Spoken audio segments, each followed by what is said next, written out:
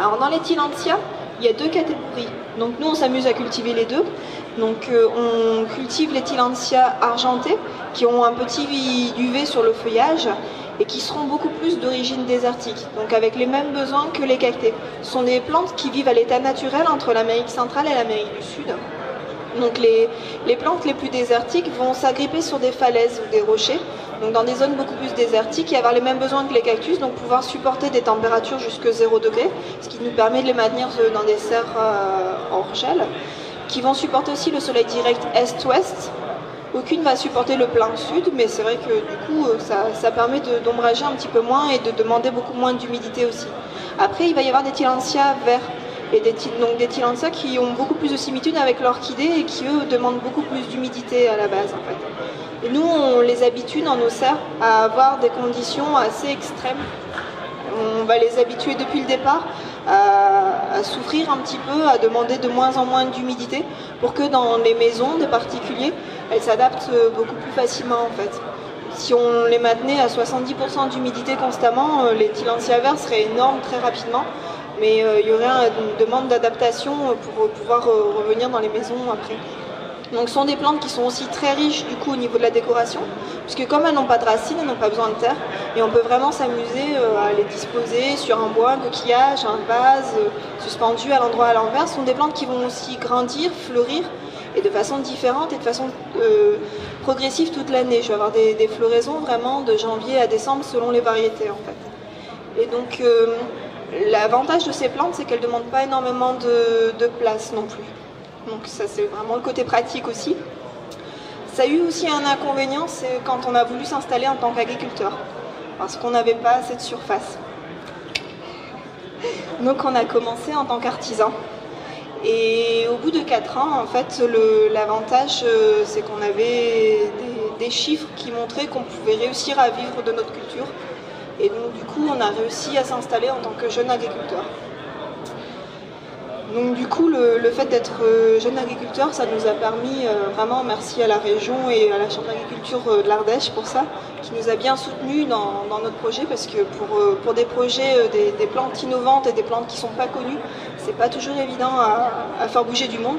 Le Crédit Agricole aussi qui nous a bien soutenus. Et donc du coup, ça nous a permis donc, de se développer et d'avoir une subvention qui nous a permis de développer une serre beaucoup plus adaptée, beaucoup plus grande qu'au départ. Hein, on était sur 70 mètres carrés, on est passé à 180 mètres carrés maintenant. Donc on a une serre de 30 mètres carrés en hors-gel et puis une serre de 150 mètres carrés. Donc les grandes serres Richel, les serres en pied droit. On avait commencé parce que ça c'était un rêve. On voulait mettre une serre en verre.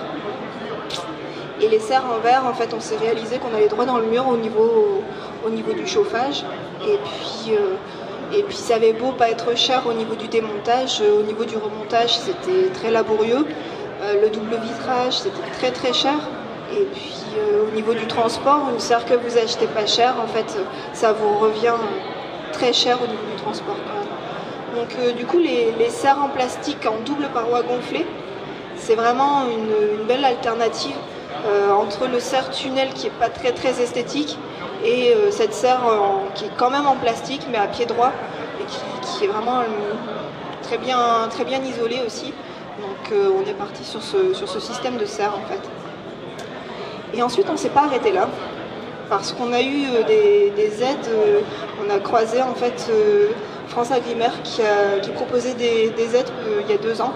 Pour la première année sans limite de surface, sur une chaudière à plaquettes bois. Donc comme on est en Ardèche, le chauffage, la plaquette bois en fait se trouve assez facilement.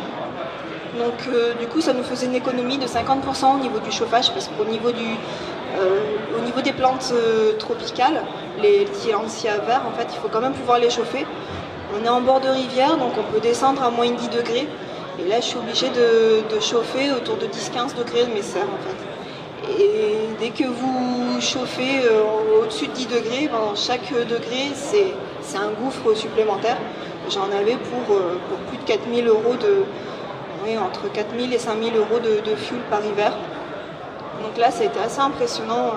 C'était un chiffre assez important quand même dans le chiffre d'affaires. Et donc du coup, la plaquette bois nous a permis d'économiser par 2 en fait le montant du chauffage. Donc par contre, ça a été quand même un gros investissement au départ, puisque la chaudière est un gros investissement. Par contre, France Agrimaire nous a aidés à 35% sur nos travaux. Il y a aussi le conseil régional qui nous a aidés à 15% sur la chaudière. Et donc du coup, ça nous a permis d'avoir des aides à hauteur de 50%.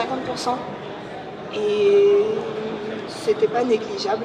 Donc ça fait quand même un investissement qui était rentable du coup. Et ensuite, par contre, on a quand même une autre partie, donc les autres 50% à investir de nous-mêmes. Et donc on a décidé de développer une autre culture en plus du Tillandsia, pour pouvoir amortir un petit peu les frais qui surplombent qu'on a en plus. Et donc on est parti sur un projet de spiruline. On n'a pas encore fini. On a creusé nos bassins en fait.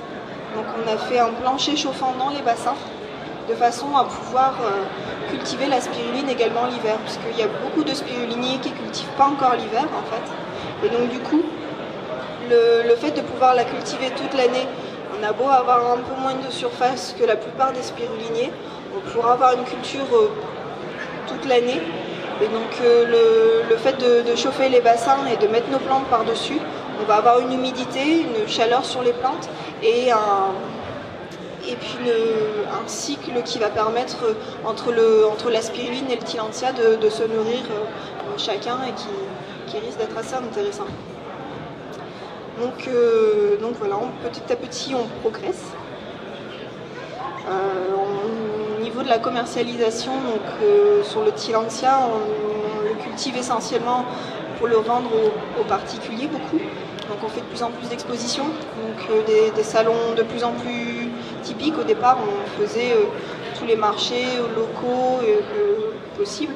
On s'est rendu compte que plus on allait dans des marchés spécialisés, plus on avait une demande importante en fait et un meilleur panier moyen en fait. Par contre ça nous fait nous déplacer beaucoup, parce que le problème du Tillandsia, c'est bien pour lui, hein, c'est une plante qui est très rustique et donc qui va vivre très longtemps. Donc sur des marchés hebdomadaires, les gens qui l'ont acheté une fois ne vont pas en racheter toutes les semaines. J'ai développé une petite clientèle qui vient maintenant me voir un peu à la serre aussi sur rendez-vous, mais qui n'est pas encore...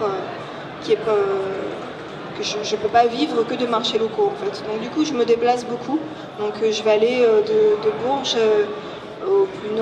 plus au nord quand même, parce que plus vous vous déplacez, après il y a un investissement aussi, faut tout calculer, il faut pouvoir rentrer dans nos frais. Et ensuite on va de Bordeaux à Antibes.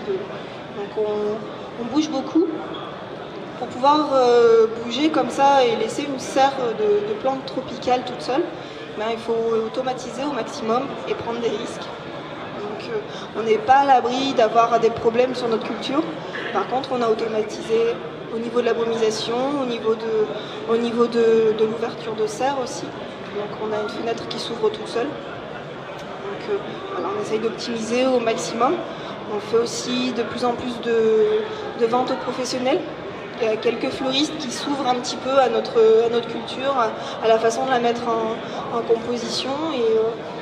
Et puis on a des projets aussi avec la spiruline, de pouvoir faire un système de casse-croûte à la ferme et de faire venir aussi les gens découvrir. Là on a aussi des collectionneurs, du fait qu'on bouge beaucoup, des collectionneurs qui viennent de Limoges ou de Rodez nous voir expressément et de prendre des gîtes autour pour pouvoir venir nous voir quand même. Donc c'est vrai que ça commence à intéresser, c'est sympa.